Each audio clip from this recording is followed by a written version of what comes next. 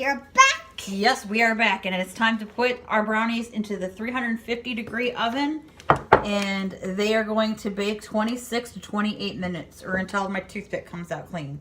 So we're going to set the timer for 27 minutes. So it's in between there. Yep. And you will not see me either because I'm holding. And we might want to cut out these like parts that were like not in there short. Mm-hmm. Like I love editing videos. All right, put it in the.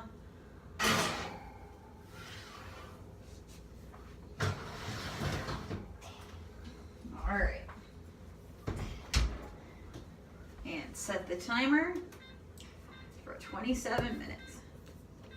Alright guys, we have set the timer and we'll see you in the next clip. We have set the timer, and when the brownies are done, we will show you the finished product. Bye-bye. Bye-bye.